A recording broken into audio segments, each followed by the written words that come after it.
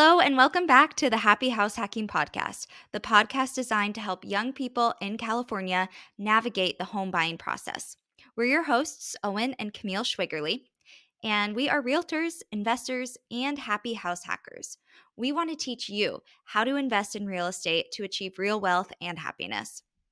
Today, we're going to share the first step that you need to take on your path to happy home ownership. Welcome back to the Happy House Hacking Podcast. Let's get to it. How do you buy a house in this day and age? There's so much information online. You can watch YouTube videos, you can watch HGTV, and you get overwhelmed. And so if this is your first time buying a house, or it's been a long time since you bought a house, how can you be sure that you are taking the right steps to prepare yourself for this humongous transaction that you're about to go through? Step number one, the advice we give every single person, since we are real estate professionals, is what we do day in, day out, is we say, find a top agent in your area, ask your friends who they worked with. If they had a great home buying experience, ask your friends, start there.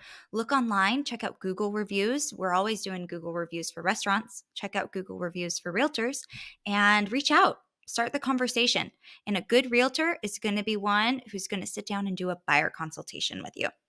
Absolutely. I think about some of our clients and our friends who were in that very early stage of how do you buy a house? And oftentimes there's a lot of myths that go into the home buying process. For example, some of our clients thought, I need to get to 20% down payment before I can actually buy a house. And the reality is there's actually loan programs that are there for first-time home buyers to help people get into owning a home without a full 20% down. And so within meeting some of our clients for the first time, sitting down, doing a buyer consultation, they quickly learned that they were able to buy a home much, much sooner than they had anticipated. Right. It all comes down to educating and empowering. So it's so critical to find a realtor who is going to take the time to educate you on every aspect of the home buying process through a buyer consultation, and then empower you to make the right decision that's best for your needs and your family's needs. So that's really point number one. Step one in buying a house is partner with a great agent. Absolutely. And I think about some of our clients who, as soon as they met with us and then they went through that process, within sometimes 45 days later, they became homeowners.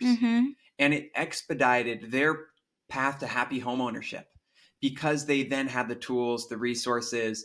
The agent is that first step to help you on that path. One other thing about having an agent working with you is that they're a fiduciary to you. Yeah. Which means that it's their job to look out for your financial interests and take care of you. And so that is another really important factor about finding someone who you trust, who would be a good representative, a good agent for you. So really, step one, find that agent. And once you've got that agent, more than likely, they know a great mortgage lender in the area that they can connect you with. So step number two, getting pre-approved. Yep. Pre-approval process is so critical to do on the front end, because the last thing you want is to find your dream home on Zillow. You think you can afford it because you did the online mortgage calculator, and then it turns out you're not even close to being pre-approved for that amount. So heartbreak will begin a lot faster earlier on if you start shopping without that pre-approval. So yes, like you said, the great agent will be able to connect you with a local lender or a mortgage broker to be able to give you a true sense of what your purchasing power is. I think about ourselves when we were first looking to buy a house. We thought, man, it's so expensive. How can you ever afford a home in California? I just don't know how we could ever do it. And then once we met with a lender, we sat down, we painted the financial picture. They shared with us several different loan options and ways we could get into a home. And I was astounded at what they said we were pre-approved for. I just didn't think there was any way a bank would say, yep, here you go. You can have this much money. And so since we were so surprised, and that was very early on in our career, and I just know that taking that next step of connecting with a lender, even if you're not ready to buy for a year or two, is going to be so helpful after you've met the agent, because that will give you the timeline and the plan. Maybe you need to work on your credit. Maybe you need to get out of debt. Maybe you need to earn some extra income by doing some side hustles. And so that lender is going to be so crucial to giving you your unique plan for your situation to help you get into that price point for a home that you want for you and your family. And like we shared in the last episode too, where our first home was actually a 4-unit investment property, we decided to house hack early on, right? From the beginning, we're house hackers, diehard house hackers. And the mortgage broker that we worked with ended up informing us that we could use the rental income from the other 3 units to help us qualify to get more money in order to buy this property. And that was something that was news to us. So that's why it's so important to be working with someone who's local, who's trustworthy, and who will educate and empower you in order to help you get to your dreams. Absolutely. There's so many great new loan programs, and that's what I love about America is they incentivize home ownership. No other country in the world has as highly subsidized loan options as we do here. For example, the FHA 3.5% down loan. That's incredible. In California, we have home buyer assistance. There's grant programs for first-time buyers, and they'll actually give you that 3.5% down. And we recently helped a first-time buyer get into a house where they use the Cal HAFA first-time home buyer program. The seller gave a credit of $19,000. And so the buyer got into the home with only $9,000 out of pocket. Yeah. A $557,000 house in California. Yep. It's unbelievable. And now they're building an ADU and converting their garage because they're house hackers. Exactly. It's amazing. So there are so many great loan programs out there. And if you have that right agent and that right lender, those two people are the start of your team when it comes to the home buying process. Exactly. That's a great summary. Those are your teammates. They are here to help you. They are right there with you every step of the way. So that leads us to the last point in our overarching blueprint of how to buy a home. And it's where the fun begins. You have your great agent that you are going to trust to walk you through this really long and sometimes arduous process, but fun at the end of the day. You have an idea of what you can actually afford. That's a big deal. You have that pre-approval letter. Now it's time to start shopping. So let's line up our tours. Let's go set up weekend showings, open houses. That's where the fun really gets to begin, is when you get to start shopping for the house that you want. And our encouragement, of course, is to think outside of the box, especially if this is your first purchase. What does financial freedom look like to you? Let's start with that question, because then that will guide you into making a first home purchase that will set you up for life. You only need to live in this house for 1 year. As an owner-occupied loan, you sign the mortgage papers saying, yes, I will reside here for 1 year. Okay. Then you have 60 days from the time you sign papers to move in. So I guess that's technically 10 months, but you have this 1 year. Okay. You can live anywhere for 1 year. Maybe you're living in 490 square feet in a 1 unit, or 1 unit in a 4-unit home, right? And that's going to be challenging at times, but it's also going to set you up for success to get you to that next level. So our encouragement is, when you get to step number 3 and you're looking at homes, think outside of the box. Don't get stuck in what your parents have or what your parents had when they first got married or when they had you, because it's a totally different time in life. We are not set up to be successful if we're buying a home that's outside of our price range, that's uncomfortable to pay every single month, that is eating up our monthly bills and stresses us out because we went with that classic 3-bedroom, 2-bathroom ranch style house on an acre land. And it's just insane how that could add up. So our encouragement is to always, always, always look at creative options when you are searching for homes, especially if this is your first time buying. Definitely. It's called a starter home for a reason. Yeah. It's not a forever home.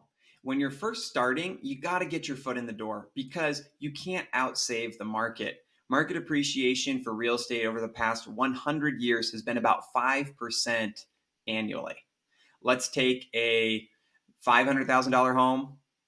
That's an extra $25,000 that house is going up in value every single year. And so that means you'd have to save that much or more, which is over $2,000 a month in savings.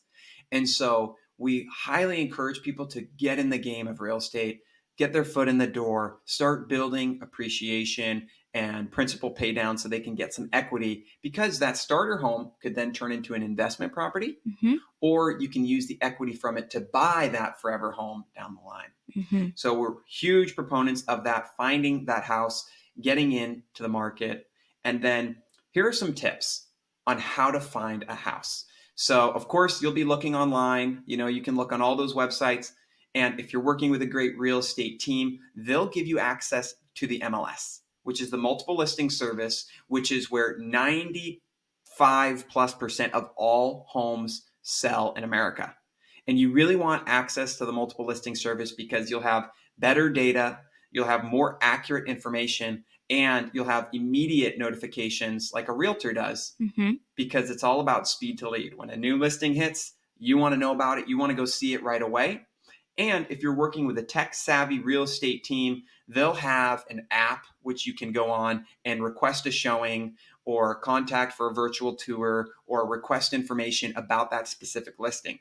So the tools that a real estate agent will provide you are really crucial, because you want to make sure that you have the tools, the data, and the information to explore your options when it comes to searching for those homes.